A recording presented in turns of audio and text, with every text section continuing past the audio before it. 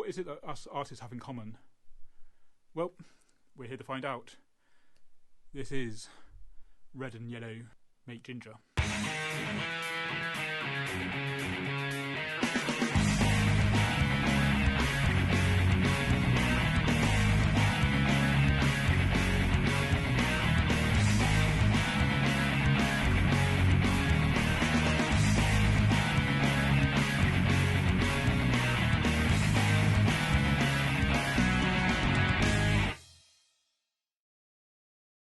And I'm very happy to be joined by Magali Modoux. Please say if I've mispronounced that. That's perfect. Magali Modoux. And welcome to the show. Great to have you here, because we've known each other since the Artists Appeals way back. I don't know when that was, but the Artists Appeals, for those who are listening in, is like a sort of art marketing kind of podcast, and also a course that we both did. That's how we met. Has anything changed since that time, and has it influenced the way you approach your art now and the style, and how things since that happened? Because you've been painting a lot. Well, actually, I've been painting for years, but when COVID hit, I decided to really give it a shot and change a bit my way of life and be like a full-time artist. And I took this class at the same time than you, because I wanted to have the full picture. I mean, nowadays, there are so many possibilities, especially with the digital world. You can do much more stuff that was possible years ago. So I wanted really to have a good idea of all the possibilities. It did not change my way of painting, but it changed my way of thinking. So, for instance, now I use more digital.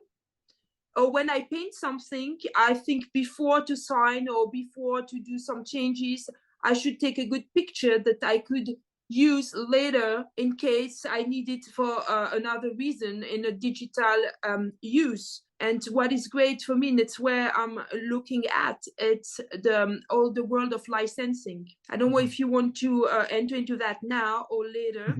Well, licensing is something that the course mentioned, but I never really got my head around. So you've been doing some research on that, haven't you? So we've been talking back and forth around various information around the business side of things as well, because it does change when you try and turn art into a career and try and sell a bit more. And licensing is something I haven't got into yet. I didn't quite get my head around that one. But if you look around you, and it's true that after this class, I look at my world differently, because anything you have in your house, just around you, your clothing, your cup in which you drink your coffee, like anything, the pillows on your couch, your rug, anything you have in your house has a kind of decoration on it. Yeah, or it's been designed, or it's been... Yes, and it comes from somebody. Yeah.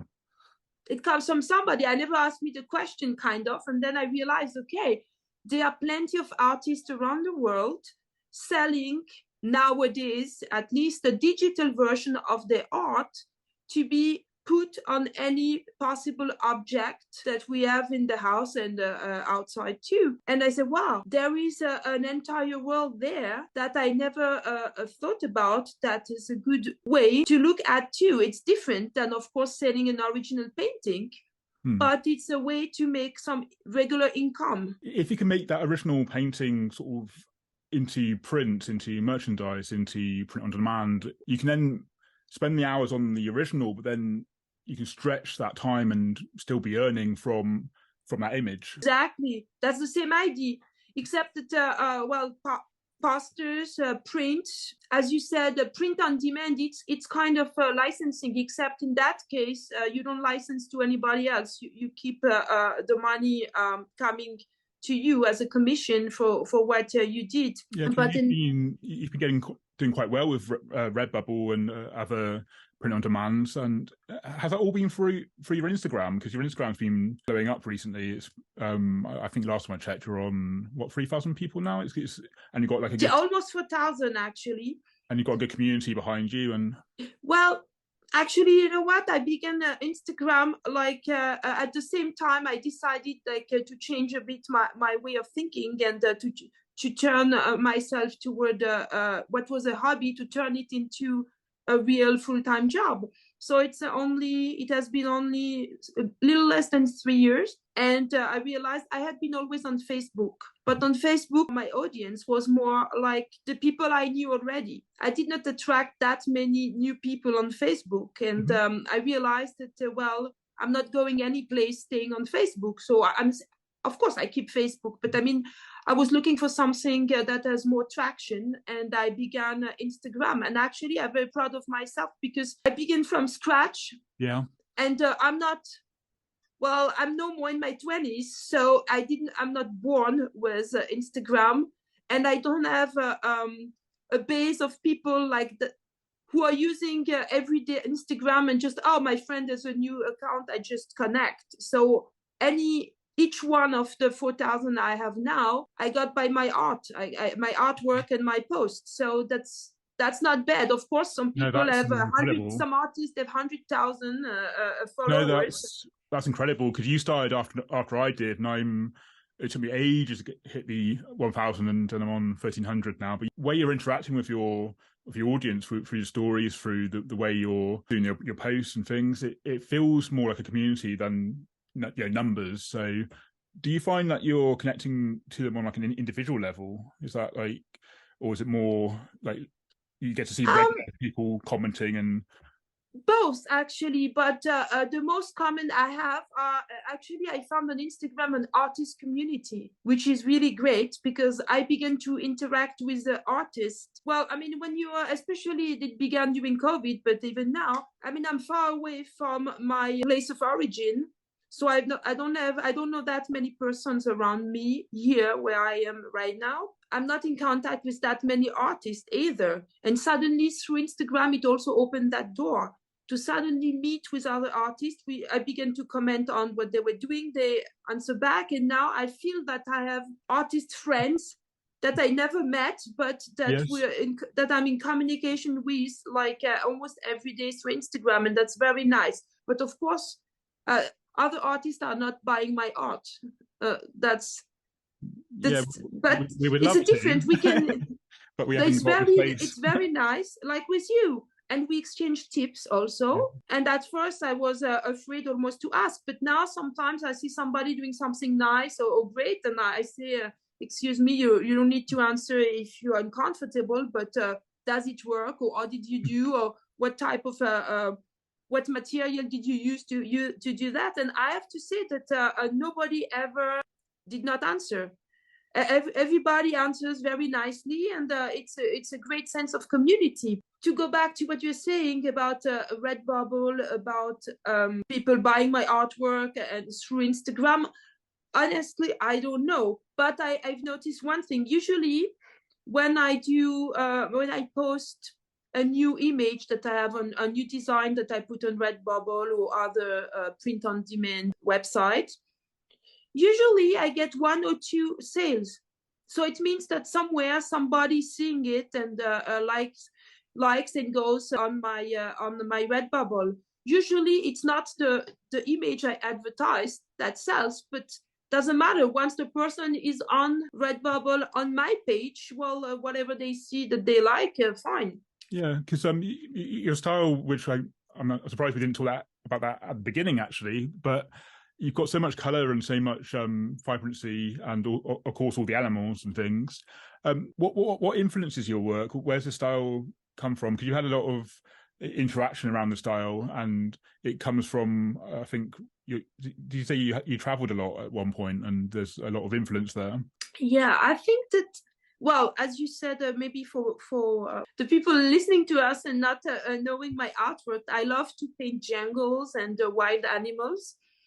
I always did. I mean, but I come from a world. My dad was a diplomat. He traveled a lot. So as a child, he did not take me with him, but he used to bring me stuff from all the countries he would visit. A lot of handcrafted, very nice, lot of bright colors. So maybe it's what influenced me, because now that I'm, of course, older and conscious, I can say that folk art is really, naive art, folk art is really influencing me. And later on in life, I had the opportunity to travel a lot on all continents. And I'm always been attracted by the local art and art and craft and the colors and the traditions. Always brought a lot of stuff home, from clothing to statues or vases or little things in clay, but always colors. So I think my love for colors come from that, and attraction for like naive folk art. That's why never ask me to do something that look like realistic. My art is not realistic. So if somebody, I had the critics over the years saying, oh, but your animal doesn't look exactly like your jaguar, doesn't look exactly like a jaguar, or the perspective is not realistic. So, well, I'm not doing photorealism. It's all about the creative lens and the way you interpret it and the way you're celebrating the world. You don't have to create all this photorealistic art, which has been doing the rounds again recently, which is, if that's what you do, wonderful, but that's not the only art out there. So I think he'll get stuck on the skill level and go, actually, if you actually try to do that and to stylize it and to get that, there's a lot that goes into it with the layers and with the color balance and with I think people get lost in the realism because you had Chuck Close in the 70s and then it's gone full circle and come back recently. But yeah, I've had people look at mine sometimes and go, if you spend a bit longer on it, it'd be amazing artwork. And I go, how long do you think I spent on it? Oh, about a few hours ago, 10 minutes or whatever. They focus on the stuff that hasn't taken me too long, or stuff's taken me ages. They just don't think because I made it look easy. It's people just don't think. So. Yeah, I know. Sometimes I got a lot of comments over the years of people saying, "Oh, it looks like you are painting like a kid," And with the idea, as you said about the time, like, so you think a kid drawing, so okay, it's 10 minutes, but actually, nobody believes me. But there are so many details in my paintings that I would say, in average, depending, of course, of the size of the painting, but even on small painting, I can spend 10, 20, 30 more hours. Bigger painting, I have some I spend 100 hours on them. I can believe it, because your background have all these little things to see, not let alone the animals in there as well. So there's a lot going on, and I think a lot of it. Correct me if I'm wrong, but I assume that a lot of the detail gets lost in the Instagram posts, because if you see a painting, you can really start looking and seeing all the close-ups, and I think sometimes you lose that in a social media post when people are just scrolling by. And oh yeah, of course, but you see, another thing that defines my style, I would say, it's a lot of details. Exactly that. It's almost like I like the miniature, like the Middle East miniature with all the little details and stuff. So your statues, you mean, or do you mean paintings? Paintings. Yeah. But I go into all that level. So actually, as you said, you can look for a long time and find more stuff in my paintings. But well, that's why sometimes on social media I just put a little piece of one painting, because, and I've noticed actually it gets a better view amount than if I post a big one that I'm proud of, because in the small image that we have on the phone screen, you don't see anything. You just see a batch of colors. That's all. Yeah, but still, that's my style. Animals, a lot of paint. Also, you were talking about my style. I like bold colors, and I like warm colors. So you will never find any artwork of mine that is in the dark blue and blues. And if I use blue, it's by little touches, and there will be something to make it like brighter around and warmer. I like to paint happy scenes. Yeah. Well, of course, you have a lion walking near a zebra, and the lion is not trying to eat the zebra. The zebra is not running away. Well, we have enough drama in real life. I don't need to paint drama in my paintings. And some of my paintings are quite large, aren't they? They look, some of them are small, but a lot of them are quite good size, aren't they? Both, actually. I go by phases. I would say that the biggest I have are around 1 meter times 1 meter, 40 times 40 inches. Yeah, I did one or two bigger than that, but that's usually the I don't go bigger than that. Maybe one day I would, but it's a different way of scaling. Like it's already very different for the details. And when I try to do big, I have the idea to do like the same than what I do in small, but that increase the scale. But it never turns like that. At the end of the day, the big painting turns into like so many details and so small that it's crazy. Like, and it turns into 200 hours of work. Wow. You get lost on your own thing. Like, you have an idea at first, and when you're in the middle, you realize that it's not at all what you had in mind. So you wonder what you're going to do, and you end up doing something different and spending much more time than what you expected. But that's the fun part. I'm not. Yeah. I mean, I guess you too. I'm not painting. You're just responding to the next thing. You're not really thinking of the overall picture as such, but you're just thinking, okay, that needs touching up, so I'll work on that for a bit. Then you move over, and before you know it, you've created something kind of like where you started, but it's gone like in a different direction, or you've or very occasionally I will completely restart one section, like paint over that, wait the next day, and then have a different idea that came up through the process of painting. So yeah, it changes with the paint, but so for me it starts with the idea, then the process of painting is its own thing, and it changes, and then there's often a bit of incubation period at the end where you're thinking, is there anything more I need to do? I would say it's very intuitive, at least for me. For you too, it seems too. I can't paint logically.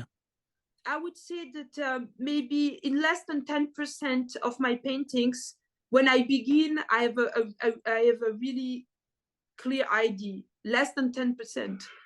The 90% of the cases, I'm just like, sometimes I have a vague idea, like, I want to go this way, but I'm not always sure it turns in what I wanted. Sometimes I have no idea. Sometimes I just I just began to throw paints, and it creates a nice background, and suddenly, I don't know, something like strikes me in the background, and I say, oh, that looks like a face. And then from that, I build a face and I add details or something like that.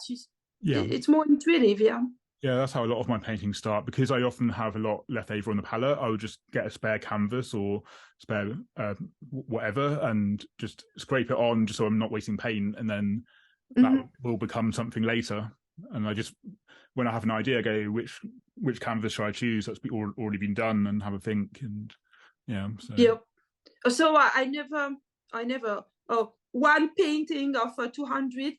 I never outline anything before, so I'm really free. Well, once in a while, like for instance, actually last night it happened to me. I was tired, and I didn't want to take out all my material. So I had a canvas at hand, and I just took a marker, and I begin to do like a drawing, actually, a drawing on the painting. So now I'm facing the question: do I paint inside like a kid, like coloring, or do I paint above it and do something else? I don't know, but it's really rare. I suppose you could play with the marker as well, have like washes so that it shows through, or you can decide to just use it as a guide or obliterate. It's funny how when you're being recorded on podcast, you lose your words because because you're conscious of it. Exactly. Whereas we had the pre-call last week, and we both said we could have talked for longer, and how nice it was to talk to another artist who gets it and who goes through that. So as soon as you've been recorded, it's funny how you go into that podcast mode where you're basically yourself, but you've got a little bit of awareness of it. With your two children, do you find that you have to be creative with how you find time to paint, and to is there times where you're juggling your time at home and also your time in the studio? See, I have a great chance because not everybody has it. So I always worked well in the night my entire life. So when I was in college and I had work to do, I would always prefer to work until like the morning if necessary, but then go to bed at 5 o'clock in the morning, but my work is done. So I kept this ability over time. So with the children, of course, it's hard to paint when they are home. So actually, I wait until they are in bed. And once they're in bed, I take out all my. Also, I don't have a studio. My studio is the kitchen table. So Well, mine's once, half my living room now, so yeah, we yeah, have to do. yeah. So once my children are in bed, I take out all my material and I really work. Some now that we're talking about digital, once in a while during the day, if I have a moment, I can work on my iPad or to clean something. Or sometimes now I use also the iPad to get ideas. I take a picture of where I am Yeah. and I try on the iPad how it would look like if I would remove a part or change or add something. And so sometimes I use it as a guide. So I can do that during the day because, well, it's just a pad, right? You don't need any material out. But as soon as I begin to use my material, then I'm limited in space and time. So I do that by night. Of course, you know what it is. Sometimes you are so much into your work that you don't realize it's very late already. And my Yeah. husband is very nice because he's never complaining, because of course he's watching TV and I'm listening to the TV in the background and I'm on my own world, and he never complains, which is very nice. Yeah, it's good to have that support. Like sometimes I would start at like 9 o'clock thinking I will finish at midnight. Like you give yourself that rule, but then you get into the painting and you think I can't leave it at this point because otherwise I'm going to be thinking about it. Yeah, I know. I'm thinking I have to wake up early in the morning to bring the kids to school and prepare them. So I look at the time and I say, oh, it's 10:30, perfect. I still have at least 1 hour. And then I look again and it's 1 o'clock and I don't know what happened in between. I was so much in my painting, and the worst of all is like I look at the painting and I don't have the impression that I went that far, you know. But it's a process. It's in my brain too. So it's difficult sometimes. Sometimes the entire day I'm just waiting for the moment I can go back and take out my material, and I'm like thinking about like the next step and stuff. Like, yeah, you know what it is. Yeah, it must be quite tough because you're thinking about it, but you can't really do anything about it until you're back at the painting again. And I find now that I brought the studio back home, like I can be watching TV or whatever, going, today's my day to relax. And then the painting's just over there, and I'm just going, well, I could change that. I could, and sometimes before I know it, on my day off, I'm back painting again, which is fine. But sometimes you got to balance it, don't you, with relaxing time and the incubation period we mentioned, where you're allowing the idea to come to you a bit. Time really does change when you're painting. And I was painting a replacement painting recently because I had the gallery show, one thankfully sold, but I thought I'll get it done. It's only like an hour left to finish it. 6 hours later, I'm still trying to fix this thing that I oh, that's the worst. Yeah, that's the worst. I can say it's when I want to fix something. Yeah, exactly. And you think it's going to be a short amount of time. Yeah, no, well, there's like few strikes here and there, and that's over. No, you end up at the same spot, but 6 hours later, as you said, or you end up changing the entire painting. Yeah. Yeah, you fix that bit. That looks great now, but now the rest of it doesn't work. Yes. Because exactly. That looks brilliant, but it's too bright for that bit. Now that needs to darken down, and yeah, you just keep following the painting again and thinking, I thought it was done.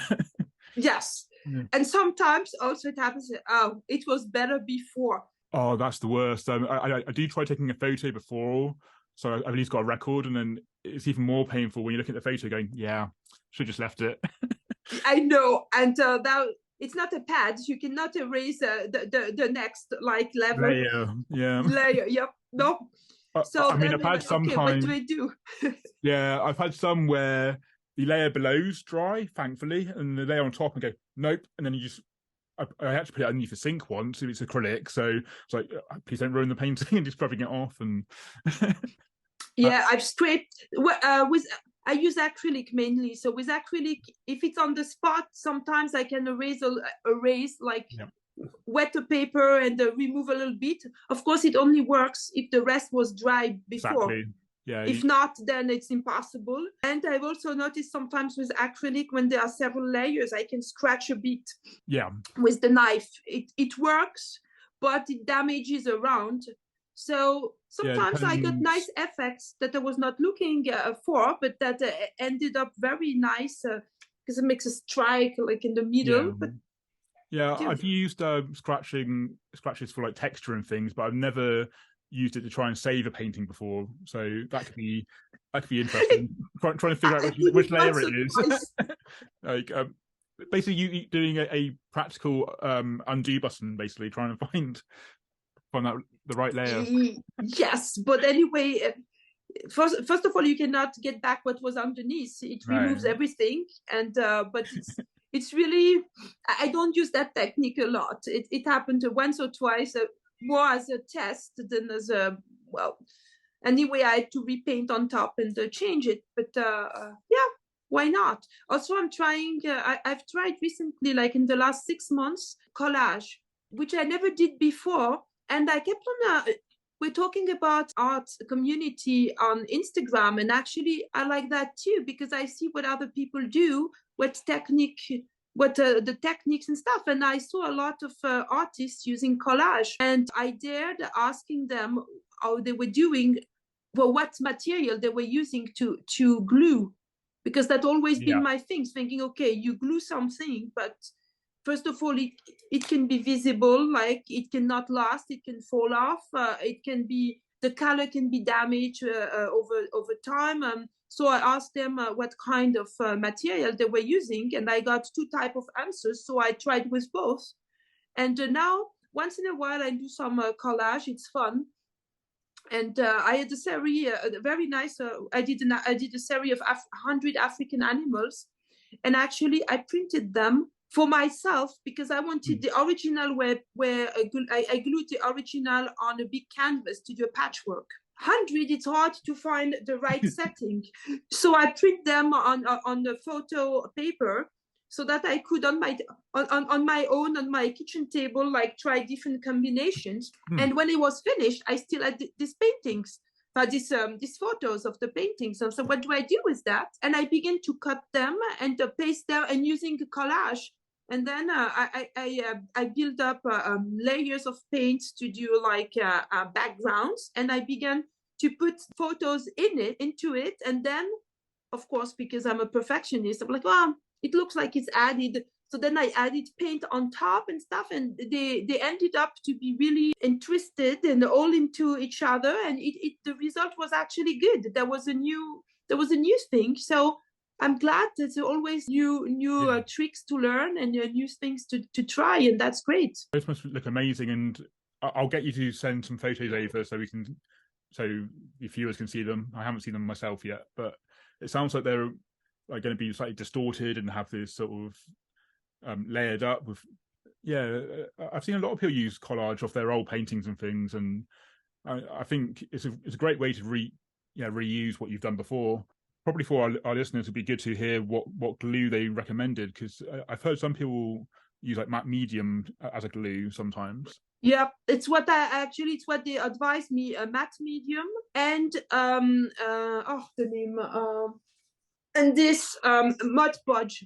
Oh yes, that's been. I'm sure that's been used in school and all sorts of things. And sort of like actually, a paper mache, I guess. In both cases, matte medium and Mod Podge, like when it dries. At first, of course, it looks like you have a big white layer on what you put, and my goodness, it's never going to be. But at the end, it disappears. So you get back to the color. It's more matte, of course, because there is a layer on top. But you can paint on what is great. Of course, I always take the matte and not the shiny. You can paint on top. Yeah. The idea that you have a painting and somebody can see like you have a patch in the middle, like because you glued it, and I don't want that. I on top, after I apply the medium or the Mod Podge or whatever type of, I'm sure there are much more material. I cannot recommend but I'm sure there are much more.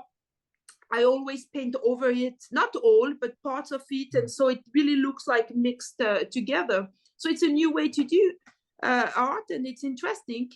But you know what? If somebody thinks I'm using the easy way, reusing my stuff, it takes as long, if not more. If not longer, yeah. Yeah, because I've never thought to use matte medium in that way. I often use it as a barrier if I'm going to be adding spray paint to something, so it adheres better. Or if I'm doing like a new layer, sometimes if I'm using a different medium, I'll use that as like a barrier to sort of help the paint stick a bit better. But I've never used it as a glue before, and or a glaze or anything. But so yeah, you learn new ways of using mediums you've been using for years. Yeah, and well, when I ask other artists their advice on what to use, my question was also how does it evolve with the time? Because I hope that what I create stays. I mean, I don't want anything to peel off after a few years. I varnish my artwork, but I'm lazy that way. When a piece is finished, I leave it on the side until I want to hang it or somebody is interested in it, then I varnish it. But with what I glue, with the collage, I varnish them immediately after, thinking it's going to add an additional layer to keep everything together. Yeah. And do you find, because you printed it, that does the varnish react to the printed paper, or is it fine? Because that's something that I was worried about. So far, it's fine. Yeah, that's a question too. So far, I've used photo paper for photos, but I did not print them myself. Print from the store, and prints for my artwork that I had. You know, sometimes you have postcards that you do with your artwork and stuff, and once in a while I'm like, oh, why not? And I cut something in it. So this has been professionally printed. I don't know. You get better quality that way. And I mean, I have found when you just go to a photo company, sometimes if you get water on it, it gets this nice blue inky thing, which is not, it's okay if you want that effect, but yeah, not when you've done a painting and you've just it. No, I would not dare trying with stuff I print myself on my home printer, because you know for a fact when you print on your own printer that if you touch it too early, it's totally So I'm thinking 10 seconds or something. Yeah. So I'm thinking as soon as I apply something a bit wet on it, it's going to do the same. So I did not even try. Yeah, exactly.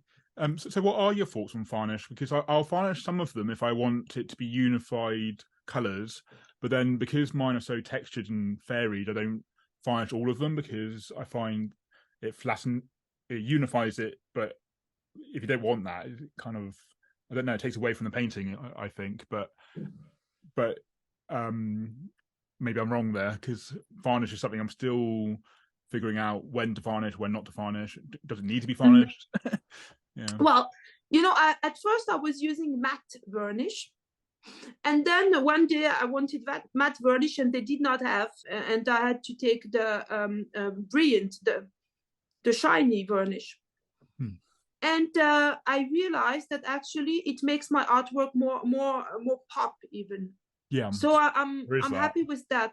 The only issue is then if you forget to take a good picture before, once it's varnished with something shiny, glossy, you can no more take a picture. You get all this lights like reflection. Yeah, and then you've got a lot of photo editing to do afterwards, which is not going to, if you're not careful, it's not going to look like the original. But yeah, a lot of work.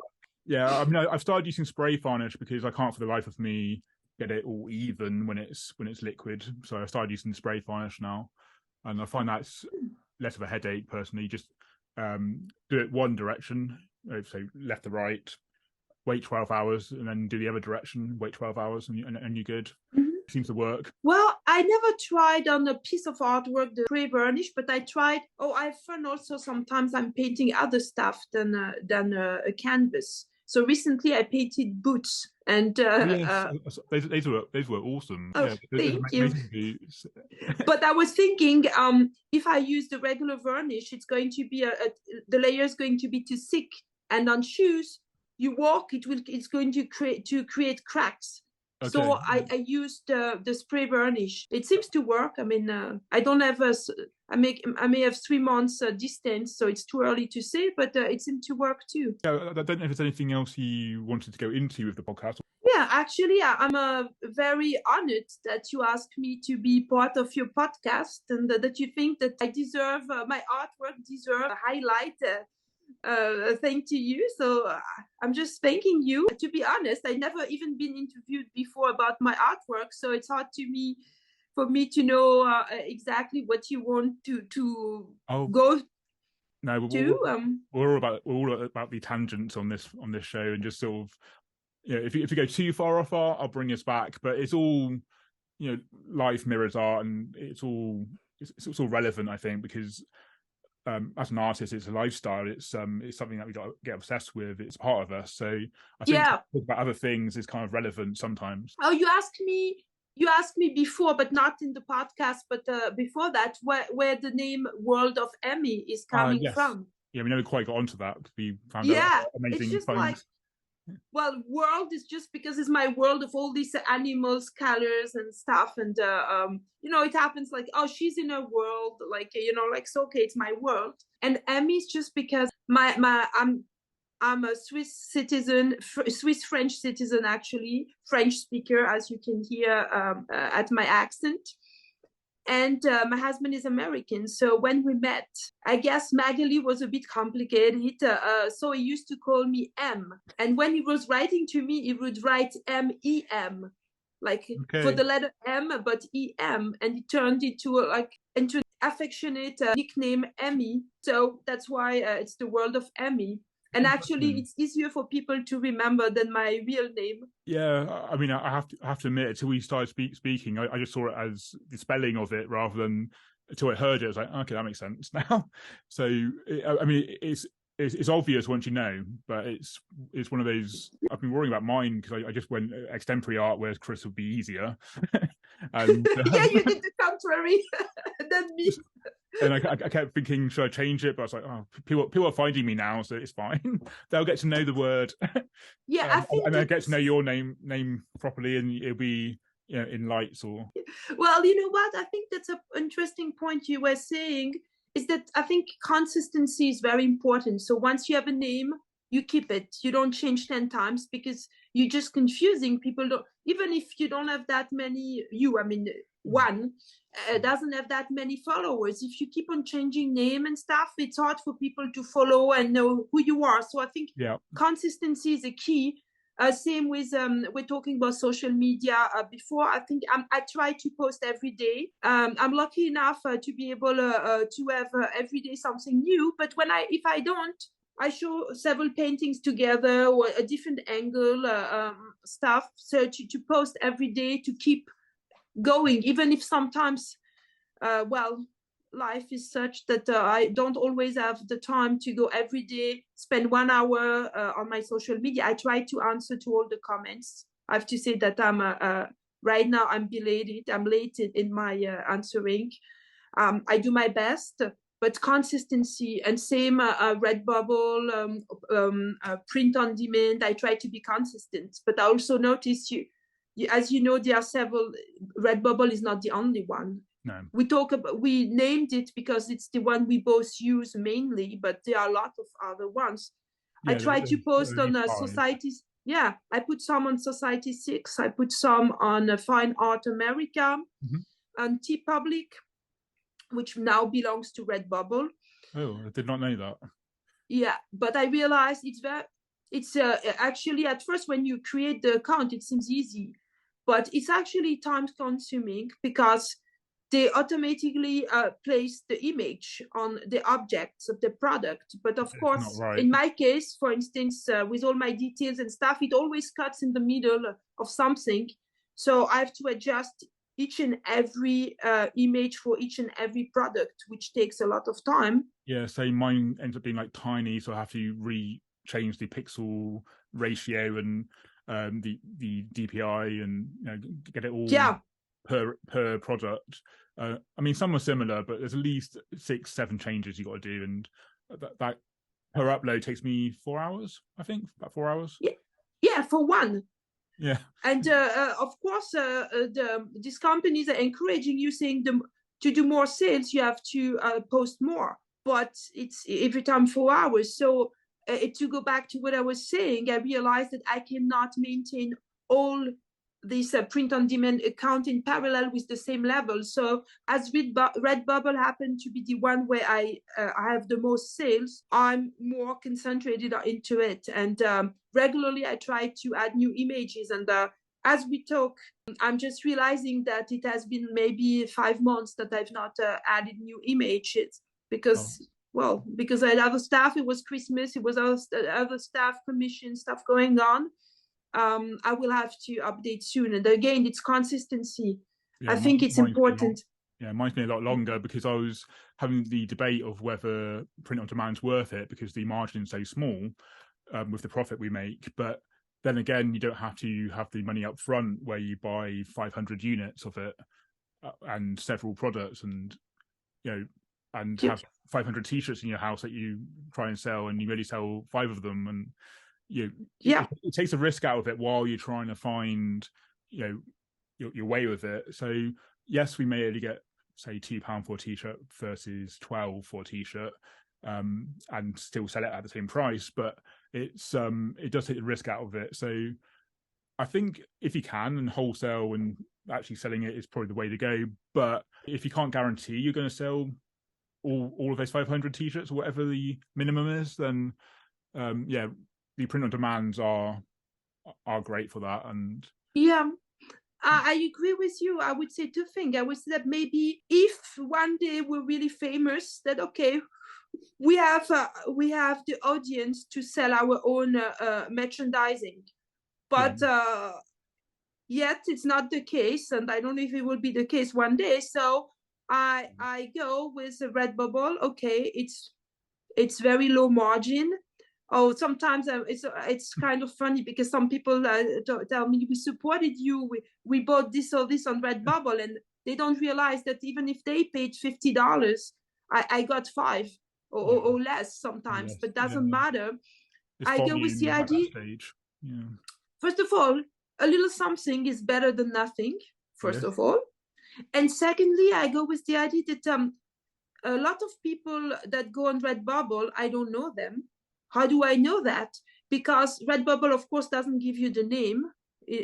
They're afraid you would contact the person yourself and then they lose a client. But they tell you where. So I see that people in Germany or people in some American states, I don't know anybody there, both, or in Australia. So I know that it's not friends or family or people I know who are buying this. And these people, I would never reach them. They would never know I exist without Redbubble. Yep. And on Redbubble, you can see, you also can put, you put your name, you put your social media. It says on the invoice even by Extemporary Art, by the World of It, Emmy, and it will have all the other artists that they bought from as well. So it at least does that. Yeah. So I think it's a way of being seen, maybe in a, who knows, and among the people seeing you. First of all, if somebody buys some artwork, product with artwork on Redbubble, okay, you make $5, $10, $20 is better than nothing.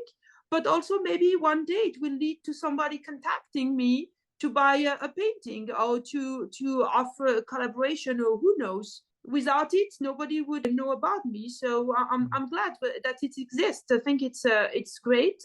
And of course, we can argue about the money made by that. Of course, if you were an artist and you want to make a living, you're not making a living on Redbubble.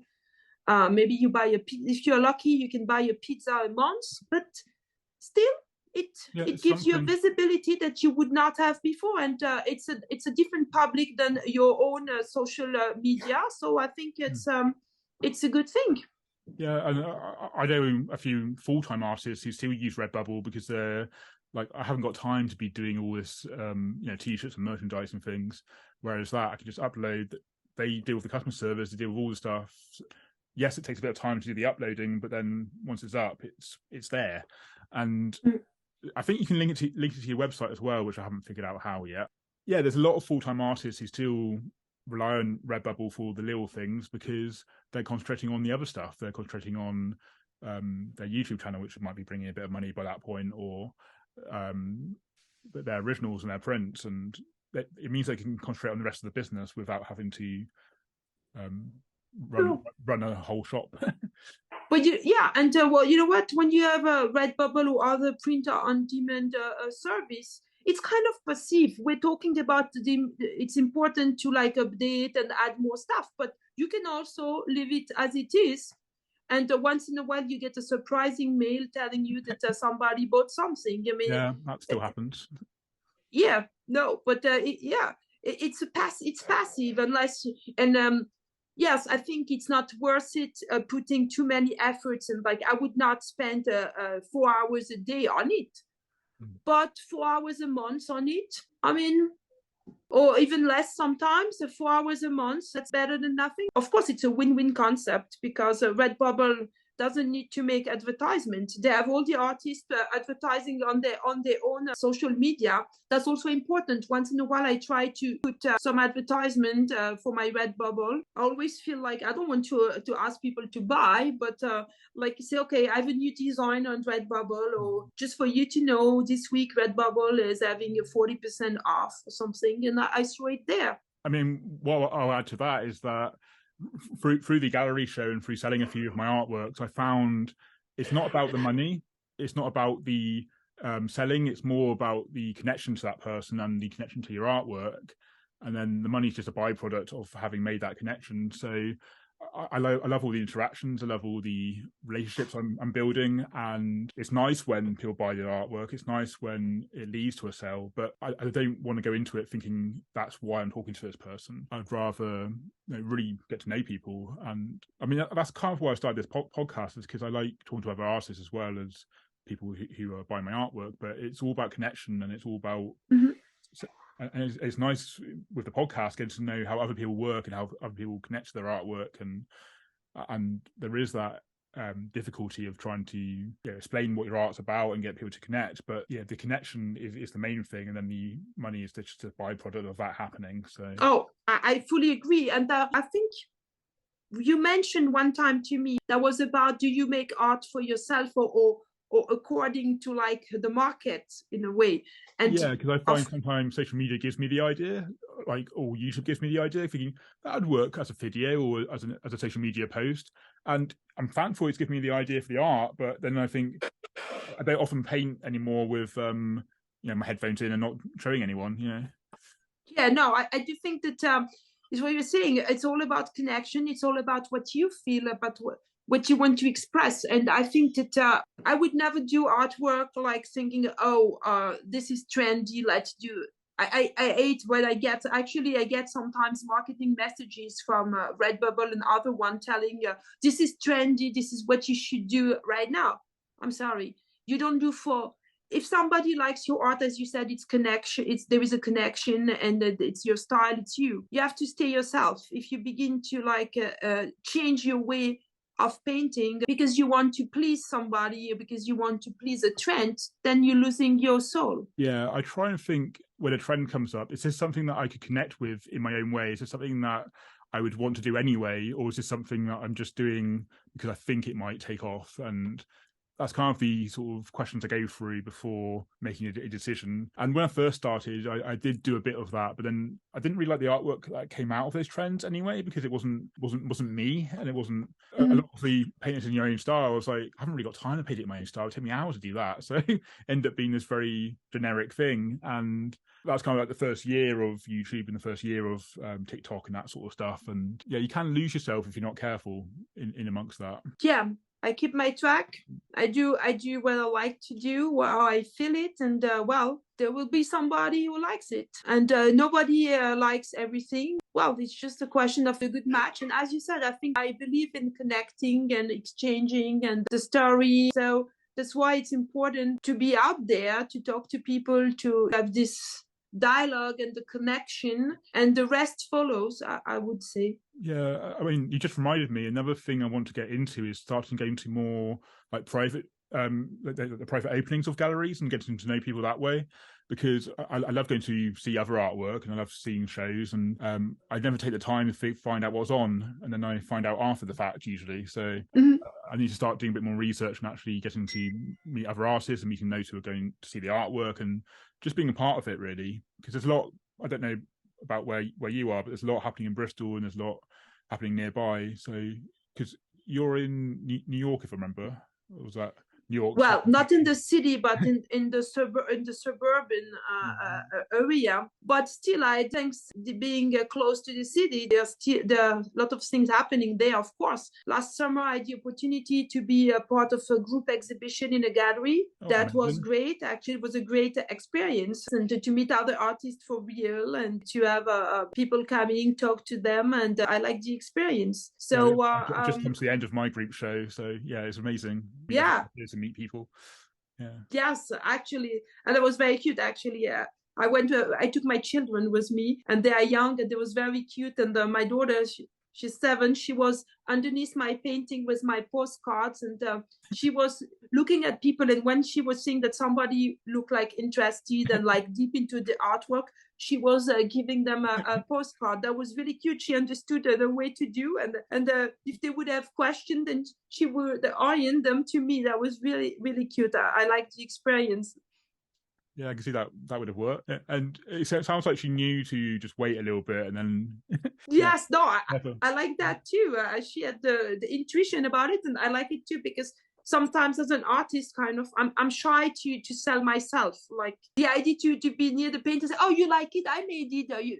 It sounds like, I find that difficult, but I'm getting better at just leaving some space, seeing if they're interested, and making myself kind of known but not approaching them.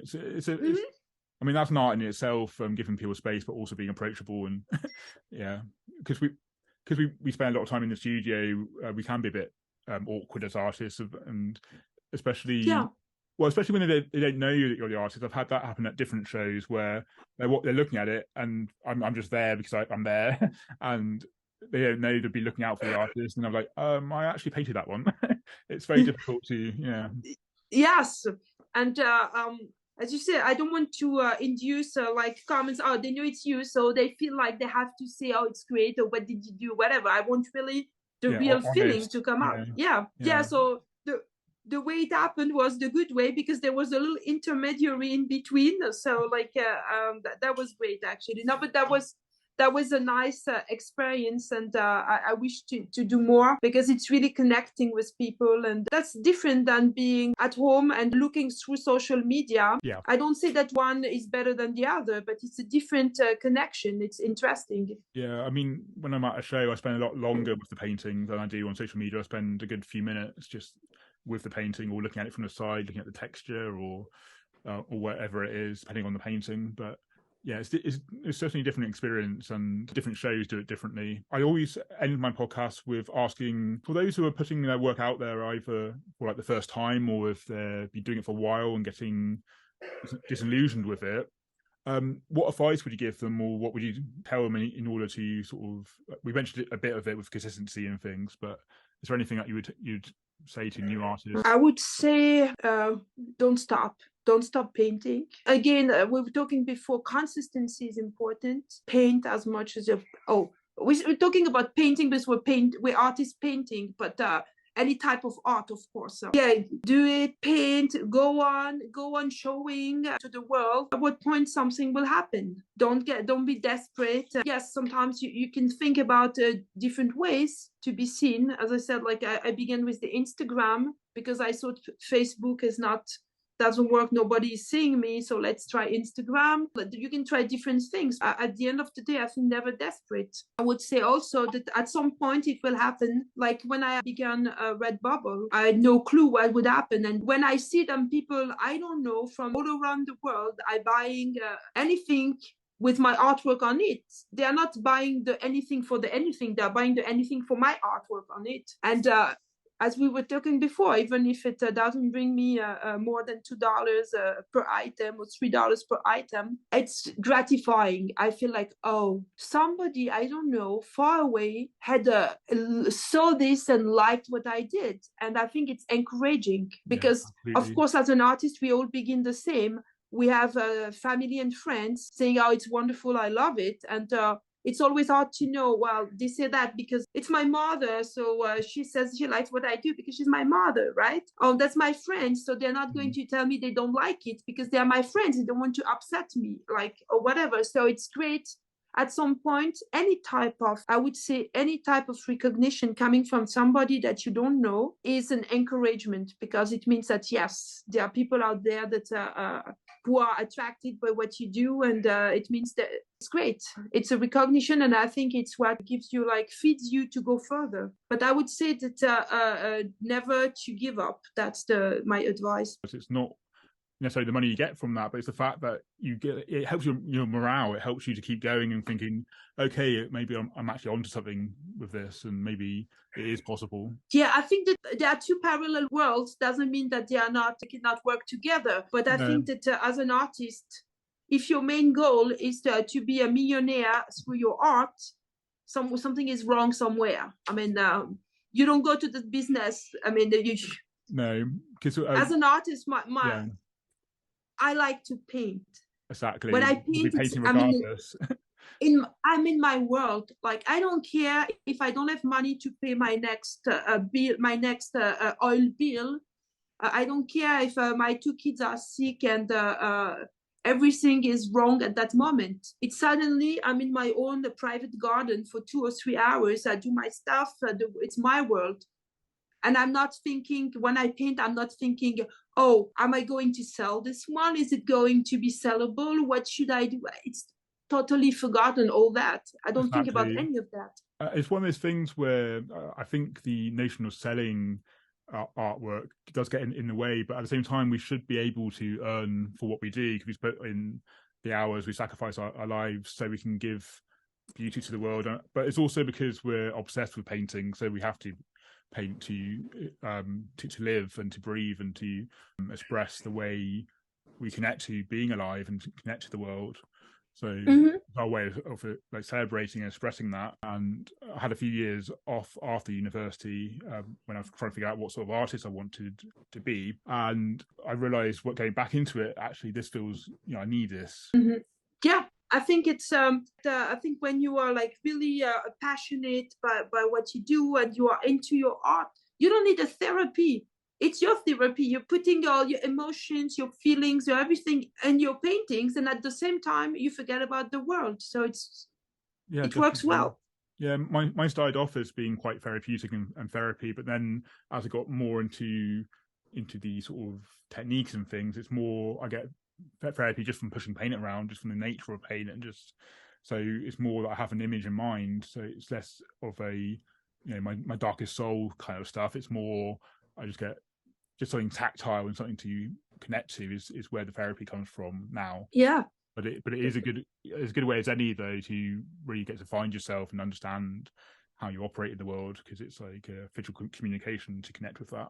But yeah, definitely don't stop, and keep painting for those who are listening, or sculpture, or whatever the creative thing that helps you in your creative practice. But yeah, this has been absolutely wonderful. We talked for ages on the pre-call, and then it's always a little bit nerve-wracking in the podcast, but this has been an amazing conversation, and thank you. Looking forward to editing it. So yeah, thanks for coming on. Thanks for being a guest. Okay, so where can people find you? Where's the best place for people to get in contact with you or find your artwork? I would say just my Instagram account. I have a link tree, and when you click on it, you have everything. You have the website, you have my Redbubble, you have my Facebook or all other social media. You have everything. So I would really say Instagram is my entrance gate to the world. Yeah, and I'll put all the links across the screen. So I'll put your link tree and I'll put your Instagram so people can find you, and of course in the description as well. Yeah, thank you, Chris. That's so nice of you. It's been wonderful to have you here. Thank you, Chris. I'm so happy to have been here. And as you said, I don't know how long we've talked together, but it seems to me that it went very fast. Yes, exactly. I was looking at the time going, I thought we had more time left. It's gone really quickly. And I'll end the podcast by saying to those out there, stay creative, keep painting, keep doodling, scribbling, whatever it needs to be. Don't worry about the perfection, and I will see you in the next episode. For those watching, we'll just say goodbye, and we'll see you next time. Bye. Thank you for having me.